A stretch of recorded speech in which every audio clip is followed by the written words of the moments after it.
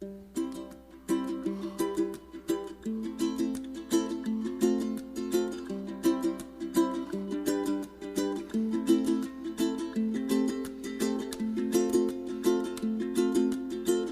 Santa Casa de Misericórdia ela é uma instituição portuguesa.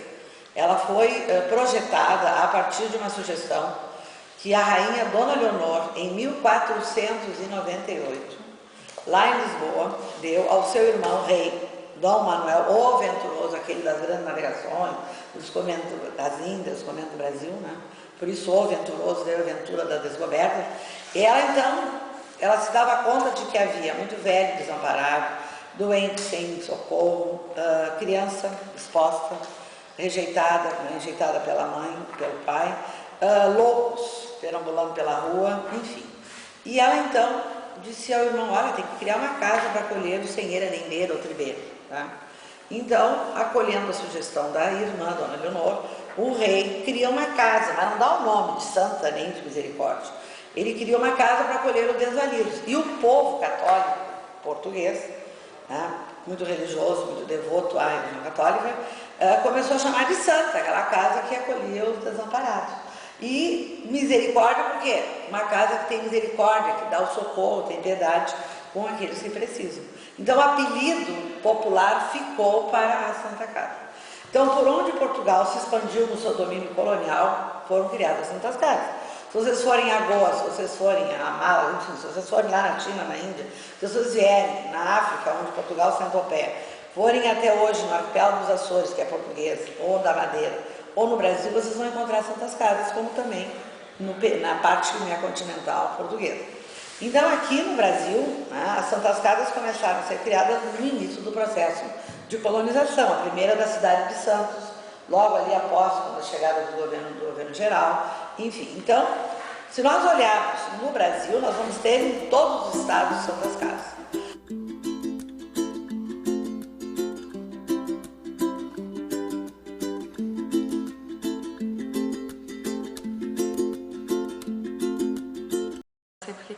Então, lá atrás, onde é a Cúria Metropolitana, ali era o cemitério da cidade. Tá? Ali era o cemitério da cidade. Vocês acham que uma lomba combina com o enterramento? Não combina. Claro que não. A água da chuva lavava a terra e os cães perambulavam pelas redondezas. Faro canino, nunca ouviram essa expressão? Faro canino. Eles sentiam um cheirinho de carne, iam lá colocar, tiravam, né, pedaços humanos e perambulavam pela rua. Então, isso vai ser protestado, vamos dizer assim, lá em 1843, quando Caxias vem para apaziguar a Farroupilha, ele, chegando aqui, ele ouve todas as reclamações que tem para se dizer a ele, e uma dessas era tirar o cemitério da cidade. Fora, extramuros, longe da cidade. Vocês vão me perguntar, mas a Irmandade não sepultava aqui? Sepultava também. Mas sepultava quem? Quem era irmão sepultava dentro da nossa capela, Senhor dos Passos, e os escravos lá no fundo do nosso terreno, que vai dar no bequinho aqui do lado da engenharia, cá embaixo. Mas o cemitério principal era aquele que eu falei atrás da catedral. Tá? Então, quando o Caxias chega, ele manda comprar um terreno fora, longe, lá na Zenha para comprar, que é onde está o cemitério até hoje. Tá? Subindo a Oscar Pereira à direita, fazendo a volta no Jardim da Saudade, o primeiro cemitério à direita é o cemitério da Santa Casa. Então, em 1844 foi comprado o terreno, mas tudo demora, até abrir caminho até lá, porque lá era mato cerrado, demorou. Mas só que houve uma epidemia de febre amarela, ali em março, abril de 1850, e a ordem era imediatamente sepultar no cemitério extramuros, fora da cidade. E aí, a Santa Casa ficou encarregada de cuidar desse cemitério. Então, a Santa Casa passa a prover, a atender na morte, na cidade a partir de 1850. Então, o mais antigo cemitério em funcionamento, nem em Porto Alegre hoje, é o nosso cemitério. O São Miguel de Almas, por exemplo, que se diz o mais antigo, mas ele é mais antigo como Irmandade. Tá? E eles, tanto é que eles sepultavam inicialmente dentro do nosso cemitério. Aí, em 1929, por aí, eles criam um deles, fica quem sobe à esquerda. Tá? Então, o mais antigo cemitério da cidade, cuidado, portanto, pela Santa Casa é o nosso. Então, prover na saúde o hospital, prover na morte o cemitério, prover no abandono infantil. Toda Santa Casa, em regra, ela tem, ou teve, melhor dizendo, uma roda dos esposos. O que é uma roda dos esposos? Ela é um carretelzinho, que tem uma base, né, inferior e superior, e ela gira, puxando a sineta, né? Esse carretel vai girar, e na base desse carretelzinho, ele era depositada a criança. Tá? A criança é sepultada, acolhida lá dentro, e passava aos cuidados da Santa Casa. A Santa Casa começou a ter, aqui nessa entrada aqui, ó, primeiro tinha uma escada, antigamente tinha uma escadaria aqui, ó, que se subia, um patamar mais alto, se subia nessa escada aqui, ou uma que tinha aqui igual. Aí vinha nessa base aqui, tá? Aqui era a entrada da capela, e aqui é a roda, aqui é a entrada da capela, não, aqui é a entrada da capela, deixa eu olhar. A entrada da capela é a roda dos esposos, ela vem aqui, que é essa gravura aqui, ó. Aqui nesse orifício ficava o tal carretelzinho, que em projeção dá isso aqui, ó.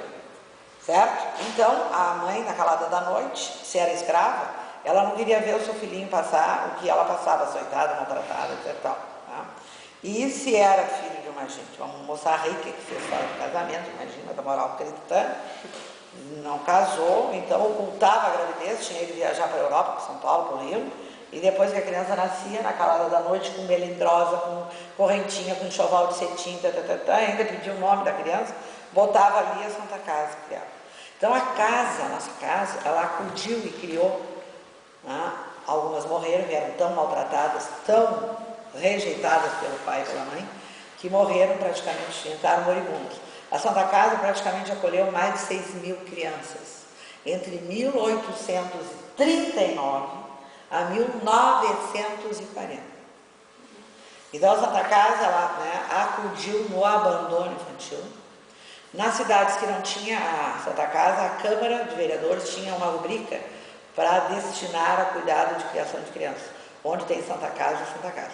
E todo atendimento, tá, hospitalar era dado a essa criança. A criança chegava, fazia um check-up, via o que precisava, e aí havia todo um processo de quase uma instituição, tanto é que era chamada Casa da Roda, dentro da Santa Casa. Prover na loucura. A Santa Casa tinha uma jaulinha, uma enfermaria, jaulinha dentro da Santa Casa. Os avariados da cabeça eram recolhidos, trazidos para a Santa Casa. Então era um hospital de alienados também. Então essa enfermaria é chamada Hospital de Alienados, dentro da Santa Casa.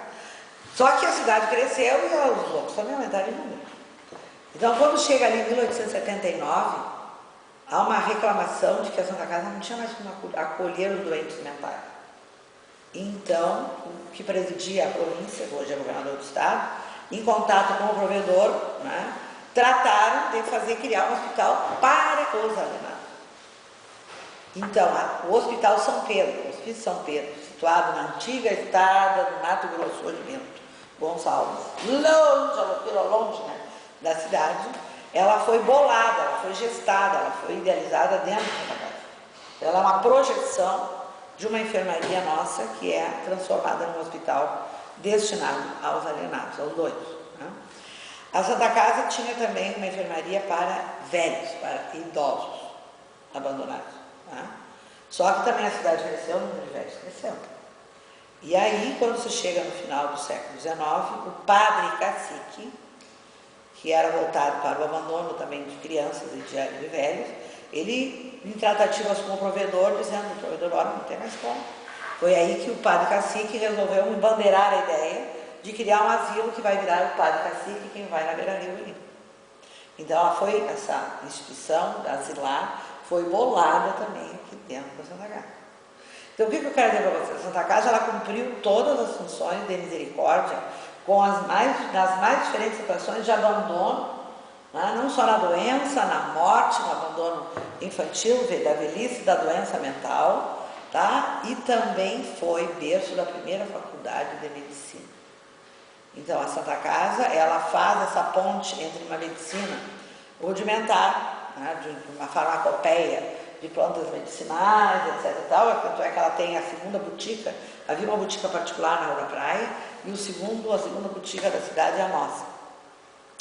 Então, aqui na Santa Casa, né, vai se bolar a fundação de uma faculdade de medicina. Quem podia, os seus filhos eram mandados para Rio, para São Paulo, fazer faculdade de medicina.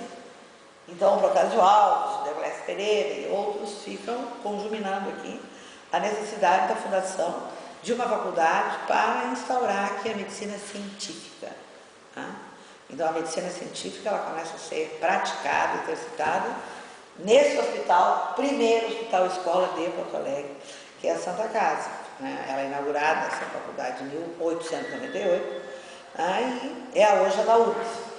E a outra faculdade que ela também gesta é a que fica no nosso pátio aqui, que é ali na Sarney do Leite da Universidade Federal de Ciências da Saúde de Porto Alegre, ou antiga Faculdade Católica, né, de Medicina. Ela nasce como faculdade, depois federalizada, e hoje no Centro de Saúde, porque ela tem outros cursos na área da saúde que você sabe.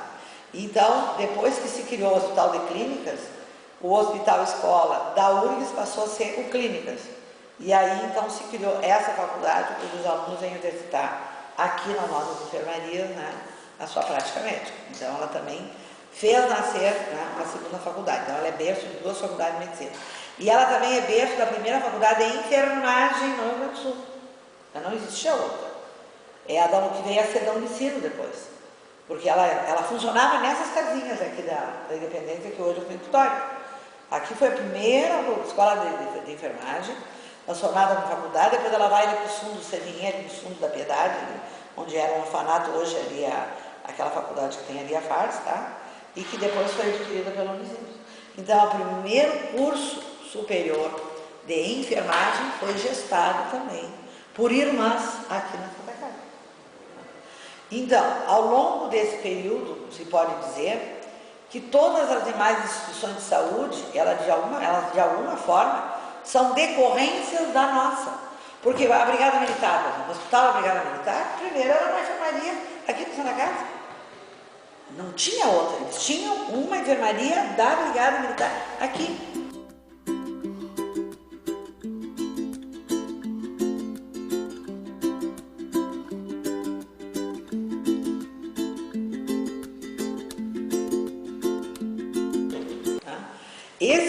Esse primeiro prédio, ele vai cumprir a sua função por 100 anos.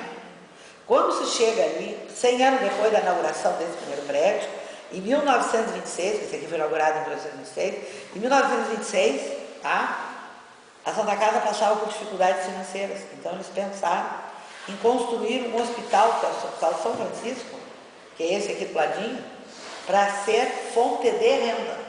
Então, aquele hospital, o segundo do complexo, seria construído para atender os ricos, com o que se ganhava que os ricos pagassem, se ajudaria a fazer a misericórdia. Então, ele nasce para prover a misericórdia, para atender às necessidades de provimento da misericórdia.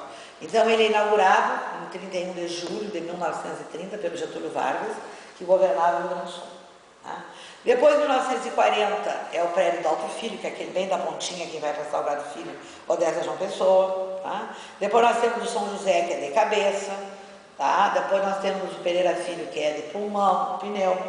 Tá? Nós temos o Santa Rita, que é de câncer, de oncologia. Tá? Enfim, aí nós temos depois o Dom Vicente, que é o primeiro hospital de transplantes da América Latina, nenhum outro teve ainda. Depois do nosso, que foram criados outros transplantes, né? E o Santo Antônio, que já existia lá na Zona Norte, no 4º Distrito, ele foi idealizado para ser lá sediado, porque ele era um bairro de trabalhadores do 4º Distrito. Né? Houve um processo industrializante de Porto Alegre, né? Os pais com muitos filhos situados lá, em vez da mãezinha vir lá de longe, na época, né, para o centro, a Santa Casa vai ao bairro. Então, o provedor Arquimedes Fortini teve a ideia de sediar um hospital no meio das crianças. Depois que o bairro deixou de ser de família, porque hoje o hospital é um bairro mais comercial, né? Então, Santo Antônio ficou junto até para poder haver comunicação interna, o aparelho estraga até em outro hospital, enfim. Tanto é que nós temos aí os viadutos, tudo interligando todos os hospitais. Né? Então, hoje todo o complexo está situado aqui. Então, a Santa Casa hoje, ela atende a duas das suas funções iniciais, que é prover na doença e na morte. No abandono infantil, não mais, né? Na velhice tem os orfanatos, enfim, tem os asilos, né, melhor dizendo, Na loucura tem o Hospital São Pedro, então ela provê na doença e na morte. E até hoje ela acolhe o desamparado no Campo Santo, que é no fundão do cemitério sem cobrar nada até hoje. Ainda que exista o cemitério São João, que a prefeitura, né, dá sepultamento normal. Tem gente que prefere ser sepultada na Santa Casa, tem essa aura de respeito. Então a Santa Casa é hoje um hospital reconhecido no Brasil, especialmente na área de transplante, de especialidades como, por exemplo, cardiologia, pneumologia, transplantes duplos, triplos e mais, né? E onde a medicina tem avançado com respeito, né, no âmbito nacional e internacional.